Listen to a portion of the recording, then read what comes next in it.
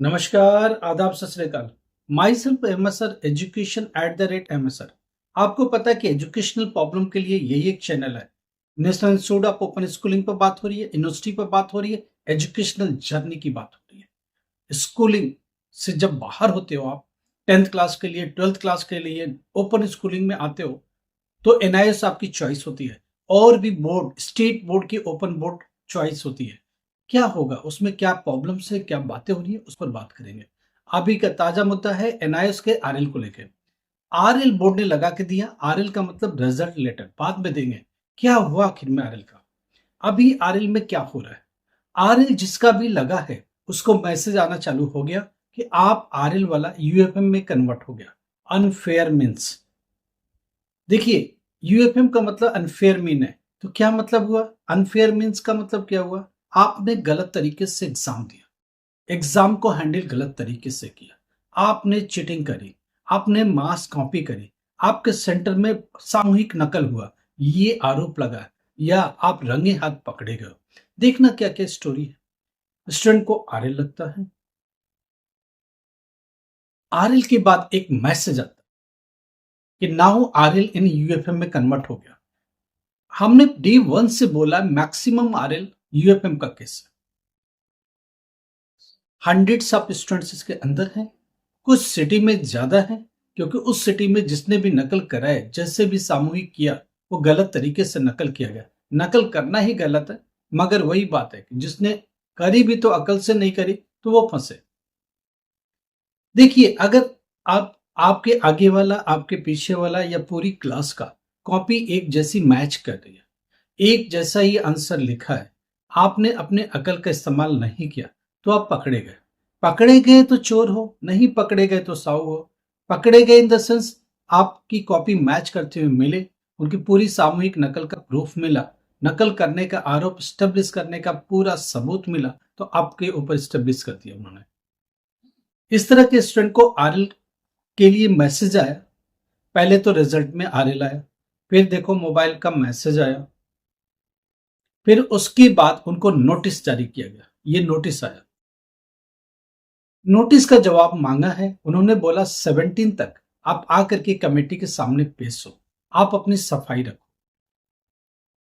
17 जून को टाइम दिया गया, आप पहुंचो पर्टिकुलर रीजनल सेंटर्स पर और अपनी गवाही दो, अपना सबूत दो, अपना इस गलत चीज में शामिल ना होने का प्रूफ दो। क्या प्रूफ दोगे? आपको क्या लगता है कि आपने चीटिंग नहीं करी और उन्होंने आरोप लगा दिया? बहुत मुश्किल है। बोर्ड कभी नहीं चाहता किसी बच्चे के ऊपर आरोप लगे। बोर्ड नहीं चाहता किसी बच्चे को यूएफएम में लेना। बोर्ड नहीं चाहता किसी बच्चे का फ्यूचर खराब करना। बट अगर उनके पास सफिशिएंट प्रूफ है, उनके पास सफिशिएंट डेटा है, तभी होगा। कल एक पेरेंट का फोन आया। वो क्या कहते हैं, मेरा बच्चा बहुत शरीफ है, मेरा बच्चा कभी नकल नहीं करता, कभी इस तरह का काम नहीं करता। फिर क्या बोलता है कि जो लोग करवा रहे हैं उनका क्या? अरे, इट मीन्स किसी ने करवाए, आपने फैसिलिटी को अवेल किया, अब आप कैसे कर सकते हो मेरा बच्चा नहीं करता? उस फैसिलिटी को लेने वाले आप हो, बच्चा उसमें इन्वॉल्व है।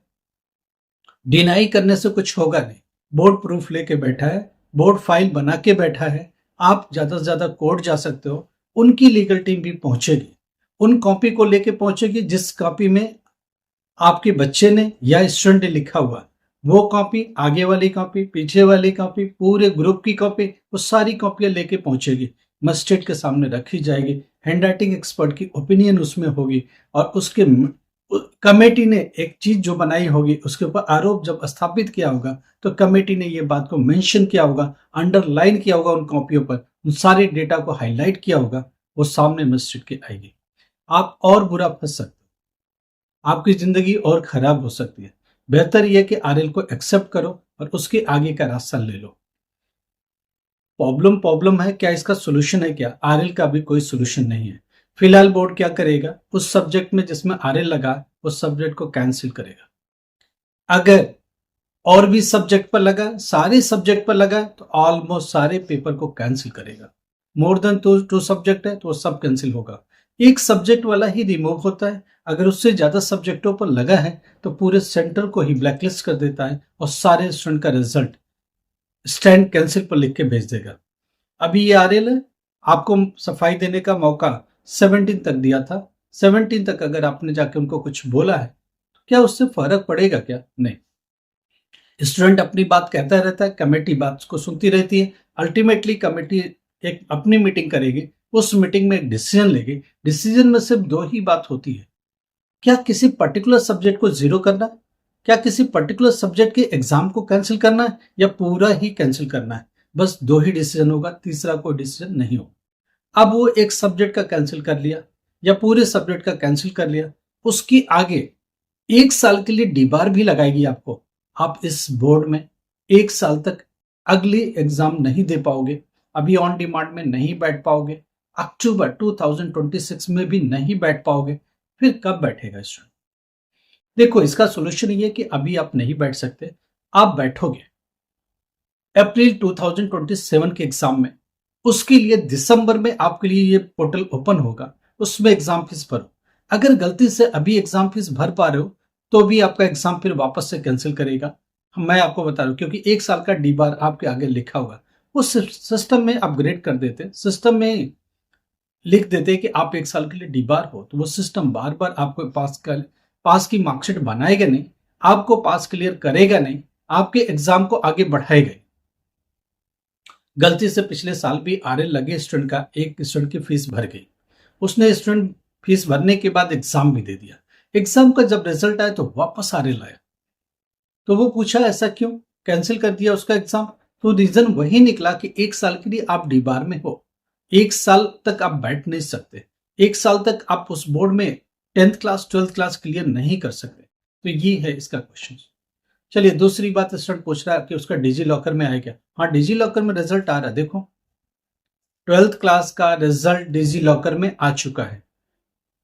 अगर आप डिजी लॉकर में नहीं देख पा रही हो तो आप आसपास साइबर कैफे चले जाओ, सीएससी सेंटर चले जाओ, इस तरह की जितने भी सेंटर्स बने उनके पास जाओ, वो लो और क्या लेके जाओ, आधार कार्ड लिंक, जो मोबाइल नंबर है उस मोबाइल को लेके जाना पड़ेगा। ओटीपी आएगा, उससे एक बार लिंक हो जाएगा, एनआईएस बोर्ड का रिजल्ट उसके साथ अब अपडेट हो जाएगा, आप देख पाएंगे।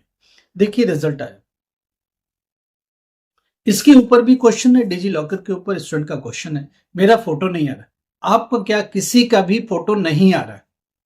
फ्यूचर में अपडेट हो जाए तो हो जाए, नहीं तो यही रिजल्ट आएगा। तो घबराने की जरूरत नहीं है, फोटो नहीं है, डजन सेंस की आपका नहीं है। दूसरी बात, एक स्टूडेंट देखो डिजी लॉकर को लेकर 2-3 क्वेश्चन है। पहला क्वेश्चन, डिजी लॉकर में नहीं देख पा रहे, नहीं देख पा रहे तो आसपास सीएससी सेंटर जाओ, हो जाएगा ओपन, वो लोग आपको ओपन करके दे देंगे। दूसरी बात, इसमें फोटो नहीं है, फोटो किसी का भी नहीं है, इसलिए चिंता करने की बात नहीं। तीसरी बात, इसका प्रिंट आउट निकाल के मैं लगा के आगे एडमिशन ले सकता हूं? नहीं। ये जो डिजी लॉकर में रिजल्ट है, मार्कशीट कम सर्टिफिकेट, माइग्रेशन कम ट्रांसफर सर्टिफिकेट, प्रोविजनल सर्टिफिकेट, ये सब आप कहीं इस्तेमाल नहीं कर पाओगे। जस्ट पर कि स्कूल को दिखा सको, कॉलेज को दिखा सको कि मेरा रिजल्ट डिजी लॉकर में, मैं पास हूं, बस उसके लिए ये लगा के एडमिशन नहीं ले सकते, ये लगा के जॉब नहीं ले सकते। नीचे एक बड़ी बड़ी लाइन लिखी रहती है, जस्ट फॉर वेरिफिकेशन। जब आप बोलते मैं 12th क्लास पास हो गया, मेरा रिजल्ट हार्ड कॉपी आने वाला है, तो जो भी इंस्टीट्यूशन आपको ले रही होगी डिजी लॉकर पर आपका चेक करेंगे, डिजी लॉकर पर चेक करेंगे, वेरीफाई कर सकती है कि आपके डेटा को, कि आप जो कह रहे हो ऑथेंटिक है। डिजी लॉकर पर इट मीन्स आप सही हो, आप पास हो फेल हो जो भी ये रिकॉर्ड में है, आप जेन्युइन कैंडिडेट हो। तो बस वेरिफिकेशन के लिए, जॉब पाने के लिए नहीं है, आगे फर्दर एडमिशन को में लगाने के लिए नहीं है। तो स्टूडेंट का क्वेश्चन है कि hard copy of marksheet come certificate, migration come transfer certificate, ये दो डॉक्यूमेंट्स जो मिलने हैं, कब तक मिलेंगे? देखो अभी प्रिंटिंग फेज में, जुलाई के फर्स्ट वीक से बोर्ड इसको डिस्पैच करना चालू करेगा। सेकेंड वीक ऑफ जुलाई में आपको मिलना चालू होगा स्टडी सेंटर से। बोर्ड स्टडी सेंटर को भेजेगा, आप वहां से जाके कलेक्ट करोगे। आई कार्ड पर जो नीली पट्टी पर नीचे स्कूल लिखा रहता है, स्टडी सेंटर करके, एआई सेंटर करके, वहीं से मिलेगा और कहीं से नहीं मिलेगा। आपको स्टडी सेंटर जाना पड़ेगा। सेकेंड वीक आप जुलाई से मिलना चालू होगा। फर्स्ट वीक में तो बोर्ड डिस्पैच करेगा, फर्स्ट वीक से ही आप स्टडी सेंटर के टच में रहो, एआई सेंटर के टच में रहो, उनसे बातचीत करते रहो। जैसे उनके पास रिसीव होता है जाके आपको लेना पड़ेगा, आधार कार्ड को ले जाना पड़ेगा, NIS का आई कार्ड लेके जाओ या हॉल टिकट लेके जाओ, दिखाओ कि I am the genuine candidate, और अपने आईडी भी दिखाओ। दोनों दिखा करके आप रिसीव कर सकते हो। आपको सिग्नेचर करना पड़ेगा, रिसीविंग देना पड़ेगा, फिर आप आ पाओगे। अगर आप नहीं ले पाते हो तो अपने पेरेंट्स को भेज सकते हो, वो अपने आइडेंटिटी प्रूफ करके वहां से रिसीव कर सकते हैं। तीसरा आदमी नहीं ले सकता रूल के हिसाब से। अगर आप फेल हुए तो अभी एग्जामिनेशन फीस भरे जा रहे हैं, आप भर दो। सितंबर अक्टूबर के लिए एग्जामिनेशन फीस भरने की डेट 20 जून है। 20 जून तक आपको भर पाओगे। जो भी नहीं भर पाए भर लीजिए, कोई दिक्कत है तो हम लोगों से बात कर लीजिए। अगर आप स्टेट बोर्ड में फेल हुए, CBSE बोर्ड में फेल हुए, आप NIS के थ्रू जा सकते हो। अभी फॉर्म भरे जा रहे हैं और सितंबर अक्टूबर में आप एग्जाम दे पाओगे। कुछ भी प्रॉब्लम है एजुकेशन को लेकर के, आप 2 साल 3 साल से पास नहीं हो रहे, स्टेट बोर्ड में पास नहीं हो रहे, CBSE में पास नहीं हो, NIS में पास नहीं हो, क्या करें? हम लोगों से बात करो, हम लोग देखेंगे। अप्रैल 2027 का भी एडमिशन चल रहा है। आप हम लोगों से बात करो, एडमिशन लो, प्रॉपर इंश्योर करो अपने एजुकेशन। आपकी एक सर्टेन एज हो गई है, कैसे पास करें, क्या करें? 10th क्लास होता तो कास्ट प्रमोशन हो जाता, 12th क्लास होता तो प्रमोशन हो जाता, ग्रेजुएशन बीच में छोड़ दिया, बीटेक बीच में छोड़ दिया, डिप्लोमा बीच में छोड़ दिया, क्या करें? यूनिवर्सिटी भी ट्रांसफर आप क्रेडिट के थ्रू जाती है, कितना 1 साल का 2 साल का कितना क्रेडिट देगी, आगे की एजुकेशनल जर्नी को कंटिन्यू करेगी। एग्जामिनेशन कब देना है, कैसे करना है, ये सारी बात हमारी टीम इंश्योर करेगी। लगातार फेल हो रहे हो, हम लोगों ने गारंटेड बैच बनाया जिसमें टॉप फैकल्टीज बैठते हैं। वो लोग देखेंगे कौन सा सब्जेक्ट इजी है, किसमें प्रैक्टिकल का सपोर्ट है, किसमें असाइनमेंट का सपोर्ट है, कौन सा सब्जेक्ट लेंगे कि तो इजीली पास हो जाएंगे। और टीम प्रैक्टिकल में क्या करना है, असाइनमेंट में क्या करना, लगातार सपोर्ट करती रहेगी और आपको हेल्प करती रहेगी, ताकि आप इंश्योर कर पाए अपने करियर को, इंश्योर कर पाए अपनी लाइफ को, इंश्योर कर पाए अपनी एजुकेशनल जर्नी को। मदद के लिए हमेशा तैयार। ऊपर नंबर चल रहा है, कॉल कर सकते हो, नीचे भी नंबर है।